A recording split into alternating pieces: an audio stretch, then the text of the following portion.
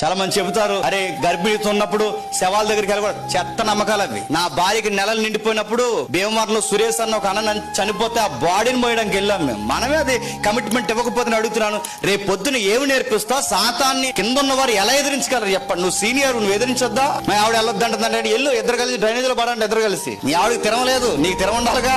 లోకస్తులు నమ్ముతారు అలాంటి అంతా, ఇది ఇంటికి వస్తుంది, అలా జరుగుతుంది. మనం నమ్మం, మనం సాతానంగా ఎదిరిస్తాం. ఎందుకంటే నిరర్ధకమైపోయే తత్వజ్ఞానాలు చెరపెట్టుకుపోయే లోకంలో వాడు బాగా నేర్పించేశాడు. వాటిని నేను ఎదిరిస్తున్నాను గుర్తుంటే తెలుసా? నేను క్రీస్తులోనికి కన్వర్ట్ అయ్యా. మన కుటుంబం అంతా వ్యతిరేకమైపోతారు, మన బంధువులంతా ఇదేం పనిరా ఇలా చేస్తున్నావు అంటే నేను కన్వర్ట్ అయ్యా చెప్పా. ఇప్పుడు ఇలా అయితే ఆచారాలు ఇబ్బంది పెడుతున్నావుట్రా, కన్వర్ట్ అయ్యాను. ఇప్పుడు ఇలాగైతే కీడి జరగదు.